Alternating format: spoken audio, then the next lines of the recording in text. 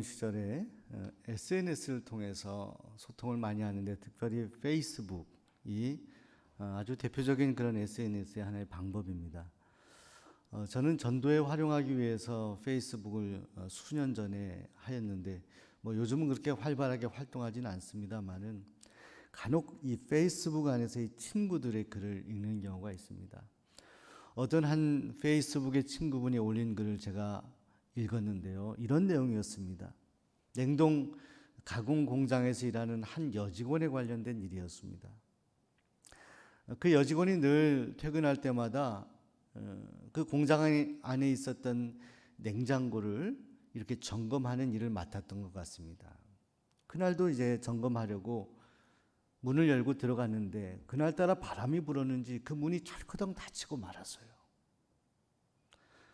안에는 아주 찬 그런 기운이 가득하고 안에서 소리를 치고 막 그 문을 두드리고 하는데 아무도 인기척이 없고 문을 열어주는 사람이 없었습니다. 그렇게 5시간이 경과되는 즈음에 얼마나 공포스럽고 힘들었겠습니까? 이제 여기에서 내가 생을 마감하는 것이냐 이렇게 생각하고 있는데 그때쯤에 누군가 문을 철커덕 열었어요. 보니까 이 공장에서 입구에 있었던 경비원 아저씨였던 거예요. 그때 그분을 보고 5시간 만에 구출을 받고 그 아저씨에게 감사하다는 인사를 하고 물었다고 해요. 어떻게 제가 여기 있는 것을 알게 되었습니까? 라고 그렇게 질문했는데 그때 그 경비원 아저씨가 하는 대답이 제가 늘 아침에 그리고 저녁에 많은 직원들을 보지만 아침에 이렇게 출근할 때 저에게 안녕하세요라고 인사하고 퇴근할 때 수고하셨어요 꼭 와서 저에게 인사하는 분이 우리 자매님이신데 오늘따라 이상하게 퇴근하는데 퇴근 시간이 되었는데도 자매님의 모습이 보이지 않아서 공장 안을 샅샅이 뒤지다가 이 냉동문을 혹시나 해서 열었는데 여기에 우리 자매님이 계신 줄 몰랐다. 그 이야기를 듣는 가운데 그 자매님이 큰 마음의 감동을 받았다. 그래서 그 페이스북에 그 친구분의 글의 마지막에 인사가 우리의 가벼운 습관이 생명을 살리기도 합니다. 사랑하는 성도 여러분, 오늘 여러분의 습관들 혹 좋지 않은 습관이 있을 수도 있고 좋은 습관이 있기도 한데 오늘 여러분의 습관은 무엇입니까? 사랑하는 성도 여러분, 우리 하나님을 믿는 성도들에게 있어서 우리를 살리는 습관, 그 습관들이 우리에게 필요한데 성도들에게는 하나님의 말씀이 성도를 살리는 것입니다. 말씀을 읽는 일, 말씀을 듣는 일, 그리고 그 말씀을 행하는 일. 말씀 듣고 그 말씀대로 살아가는 그런 삶이 우리를 윤택하게 할 뿐만이 아니라 우리의 생명을 살린다라고 할 때 이 말씀이 얼마나 소중한 것일까요? 자, 그래서인지 우리의 말씀을 생명의 말씀이라고 하는 거죠. 생명의 말씀. 우리를 살리는 말씀이다. 맞습니다. 자, 어디에 증거가 있습니까? 저는 몇 주간에 걸쳐서 야곱이라고 하는 사람의 생애를 살펴보면서 그의 생애 가운데 끊임없이 함께 하셨던 하나님을 생각하며 야곱을 살렸던 것은 하나님의 말씀이었다. 다른 것이 아니에요. 수많은 사람들이 야곱을 지켜준 것이 아닙니다. 영의 안전을 확보할 수 있었던 것, 그것은 세상적인 환경이 아니었어요. 사람들이 아니었어요. 누구도 지켜주지 않았습니다. 야곱을 지켰던 것은 하나님의 말씀. 야곱이 고향을 떠날 때 그 베들에서 아무도 없는 광야 같은 곳에서 하나님이 그에게 나타나시잖아요. 내가 너를 지켜줄 것이고 너와 함께 할 것이고 너가 있는 이 자리로 다시 돌아올 것이다 라고 하나님께서 말씀하셨어요. 야곱은 아무것도 없었어요. 특별한 계획이 없었어요. 하나님 말씀하셨기 때문에 그 말씀 붙들고 그가 그 자리에서 하나님 앞에 기도하며 예배드리며 서원하지 않습니까? 제가 다시 이곳으로 돌아오게 하시면 진정 이곳이 하나님의 집이 될 것이고 제가 하나님 앞에 약속한 11조를 드리겠습니다. 그리고 나서 라반의 집, 그 먼 꼭대기 하란까지 가서 20년을 고생하다가 다시 쫓겨나오듯이 도망하듯이 그곳을 나오지 않습니까? 나와서 이제 형을 에서를 만나야 되는데 에서가 자신을 해칠 것을 두려워한 야곱이 가족들을 다 보내고 야복 강가에서 하나님과 씨름하죠. 이스라엘이라는 이름을 얻게 됩니다. 그곳에서 하나님이 말씀하셨어요. 그 야곱과 씨름하신 그 하나님의 사람을 통해서 야곱에게 이름을 지어주시고 그를 축복하셨습니다. 하나님이 말씀하신 말씀. 그리고 나서 야곱이 에서를 만나게 됩니다. 에서를 만났는데 여러분, 에서에게 선물을 먼저 보내지 않습니까? 그의 마음을 달래기 위해서. 그런데 성경에 보시게 되면 에서가 선물 때문에 마음이 바뀐 게 아니에요. 이미 그 마음이 하나님의 은혜가 있었어요. 야곱을 보고 끌어안고 포옹합니다. 선물 받지 않겠다라고까지. 그 에서를 만났던 야곱에게 하나님의 은혜가 있었고 하나님의 도우심이 있었다는 것이 그 구절구절 나와 있는데, 에서가 야곱을 만났을 때 함께한 이 가족들이 어디에서 난 가족들이냐 물었을 때 뭐라고 말합니까? 하나님이 나에게 주셔서 하나님의 은혜로 생긴 가족들이라고 이야기합니다. 야곱이 반복하여 에서에게 고백하는 것은 하나님의 은혜, 하나님의 은혜였어요. 내가 하나님의 은혜 때문에 여기까지 와 있고, 하나님의 은혜 때문에 나의 가족들이 있고, 나의 재산들이 생기게 되었고, 내가 형을 이렇게 만나게 되었습니다. 형의 얼굴을 보니까 정말로 얼굴에 빛이 나고 하나님의 은혜가 충만했어요. 저들의 만남 가운데 함께 하셨던 그 하나님, 그리고 정말 서로 간에 긴장하며 야곱 입장에서 두려워해야 될 야곱 에서와의 만남이 뜨거운 은혜스러운 만남으로 이어지게 됩니다. 그리고 나서 성경 말씀은 이런 은혜스럽고 귀한 그런 사건과 일들 이후에 있었던 이 야곱 가문에 있었던 비극적인 일을 소개합니다. 야곱이 세겜 땅에 가게 되는데 그곳에서 레아를 통해서 나왔던 디나가 강간을 당하고 욕을 보이게 되는데, 이것 때문에 이 야곱의 아들들이 세겜과 남자들과 이 세겜의 아버지까지 다 죽이게 돼요. 피비린내 나는 그런 사건이 벌어지게 됩니다. 이것 때문에 얼마나 실망하겠습니까? 여러분, 성경을 읽어보게 되면 이번에 우리가 성경 통독을 하면서 한 사람 인물들을 이렇게 보면서 말씀을 읽어갈 텐데요, 모든 하나님의 사람들의 인생에 밀물이 있고 썰물이 있어요. 하나님의 은혜가 충만하고 정말 하나님의 말씀이 임재하는가 하면 그 다음에 또 아주 감당하기 어려운 시험이 오기도 합니다. 자, 세겜 땅에 있었던 그 힘들었던 그런 일들 때문에 야곱이 주저앉아 있을 수 있었을 것입니다. 힘들어 했을 것입니다. 그런데 바로 그때 오늘 우리가 읽은 성경 말씀, 하나님이 다시 말씀하셔. 뭐라고 말씀하시냐? 오늘 1절에 일어나 베델로 올라가라. 그리고 거기서 단을 쌓아라. 일어나라. 저는 이 일어나라는 이 표현을 주목하고 싶어요. 낙심해 있고 주저앉고 싶었던 야곱, 하나님의 은혜로 살아가는데 그럼에도 불구하고 연인을 당했을 때 힘들어할 야곱을 향하여 일어나라 말씀합니다. 일어나라. 그리고 베델로 올라가라 말씀합니다. 그 베델은 어떤 곳입니까? 야곱이 고향을 떠나서 홀로 외롭게 갈 때 하나님이 만나주시고 말씀하셨던 그 베델로, 그곳으로 다시 가라 말씀합니다. 그리고 그곳에서 단을 다시 쌓으라 말씀합니다. 그리고요, 오늘 이후의 성경 말씀을 보면 그대로 야곱은 자신의 가족들에게 그 말씀을 전합니다. 똑같이 전해요. 베델로 우리 다시 가야 된다. 거기서 하나님께 다시 제단을 쌓을 것이다. 근데 제가 오늘 말씀에서 주목하고 싶은 것은 야곱이 그렇게 요청하기 전에 먼저 야곱 주변의 가족들과 사람들에게 요청하고 당부한 일이 있습니다. 3가지예요. 첫째로 너희가 가지고 있는 이방 신상들을 버리라고 합니다. 버리라.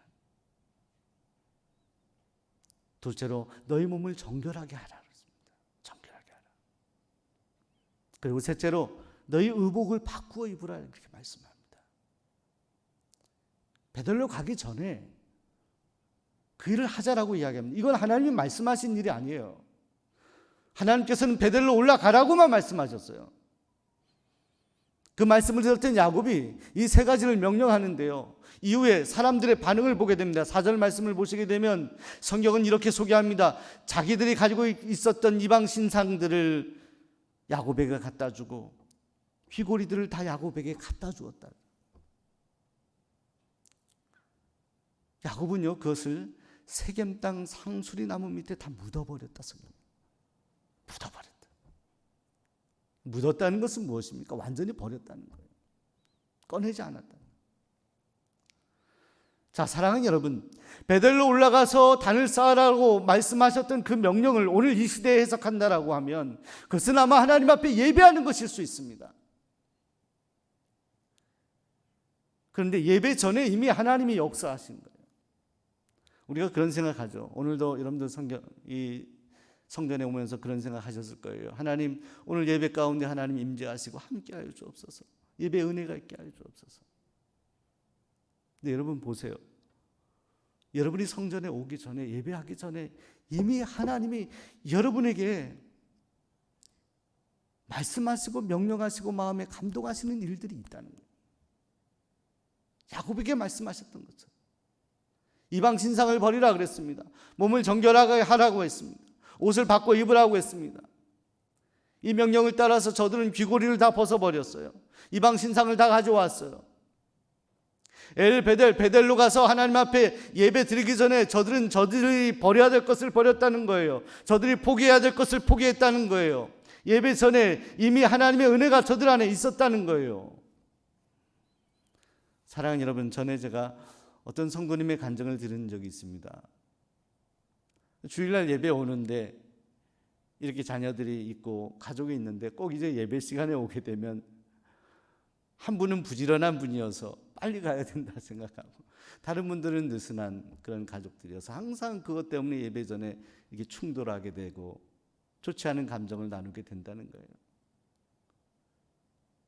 그래서 제가 그렇게 권면해 드린 적이 있습니다.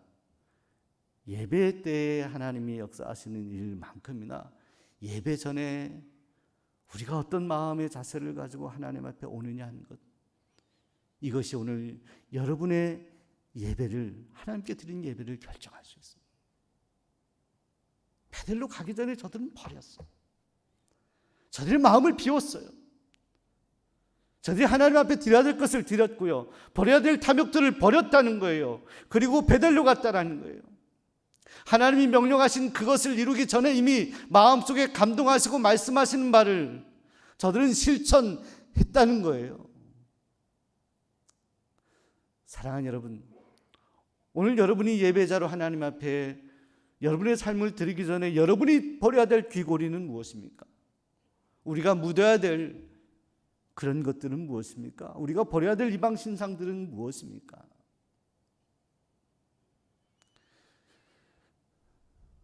야곱이 그 가족들을 데리고 그것들을 다 파묻고 베델로 갑니다.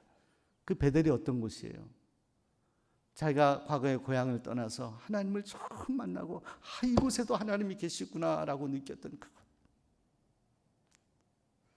그곳에서 하나님께 제사의 단을 쌓고, 그리고 그곳 이름을 엘베델이라 이렇게 성경이 말씀합니다. 엘베델, 베델의 하나님, 베델의 하나님. 사랑하는 여러분, 저는 제가 살아오면서 한 번 더 가고 싶은 그런 장소들, 그런 삶의 자리들이 있습니다. 때로는 사역하면서 도시에서 이제 부목사 사역을 하고 또 지내면서 힘들 때 제가 처음 목회했던 남양주 평내에 있는 5명의 성도였던 그 아주 쓰러져가는 그런 성전에 가서 앞에서요, 그 성전의 문을 열고 안에 기도하던 자리를 보고 오곤 했습니다. 하나님이 어렵고 힘들었지만 함께 하시고 은혜 주셨던, 말씀하셨던 그 자리를 다시 보고 오곤 했습니다.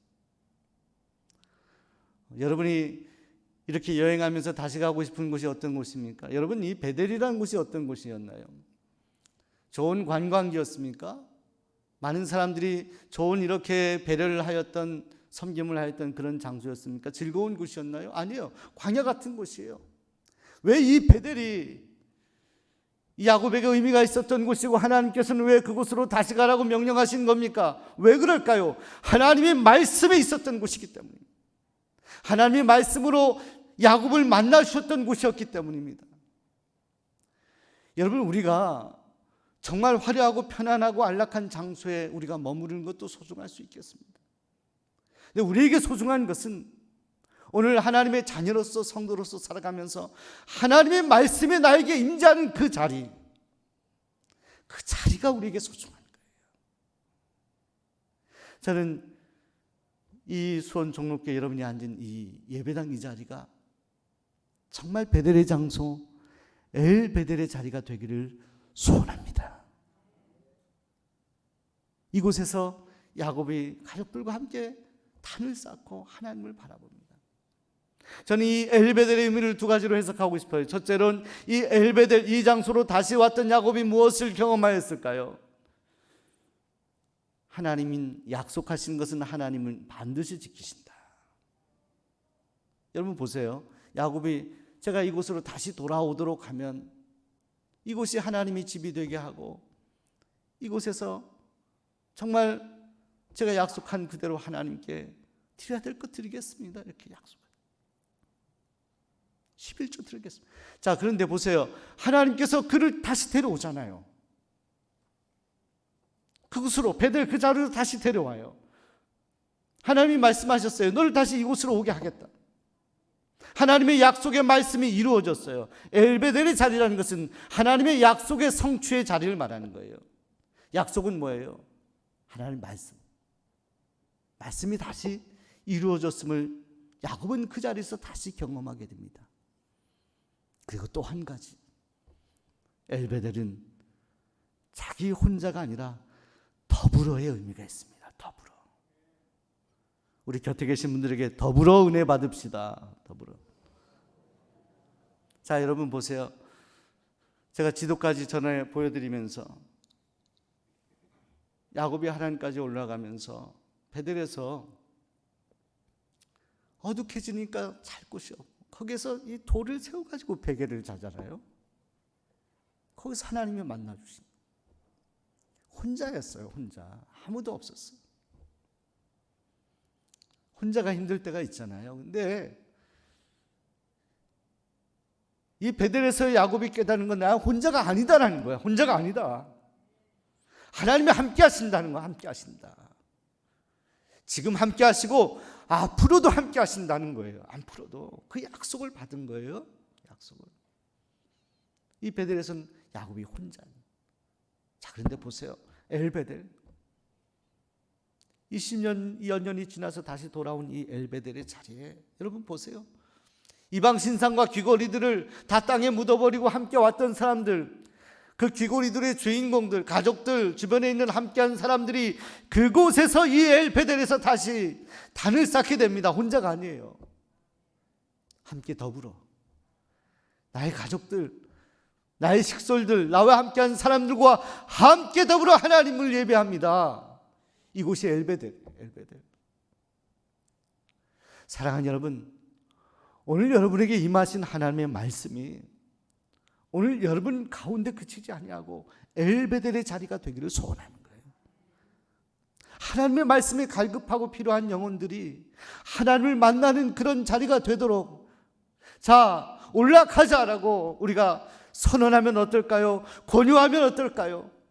우리 주변에 있는 사람들과 함께 손을 잡고 엘베델의 자리, 하나님의 말씀이 임하는 그 자리로 우리가 함께 손을 잡고 그들을 권하며 함께 하나님의 말씀을 경험하는 그런 자리가 되면 어떨까요? 이것이 엘베델의 비전이 아닐까요? 이번 5일 동안의 말씀 통독 성회가 진정 이 수원 종로교회 127년이 된 이 자리, 믿음의 선조들이 눈물 뿌리며 기도하며 하나님의 말씀을 받았던 이 자리, 이 뜨거운 자리가 오늘 우리가 하나님의 말씀을 다시 받음으로 엘베델의 자리가 되기를 소원합니다. 하나님은 여러분과 함께 하시고 말씀으로 여러분을 붙들어 주실 것입니다. 이 거룩한 성소가 베델이 되기를 소원하고 다시 하나님의 말씀으로 돌아가 엘베델의 자리에서 하나님을 깊이 경험하는 은혜의 자리가 되기를 소원하고 축복합니다. 기도하겠습니다. 하나님 아버지,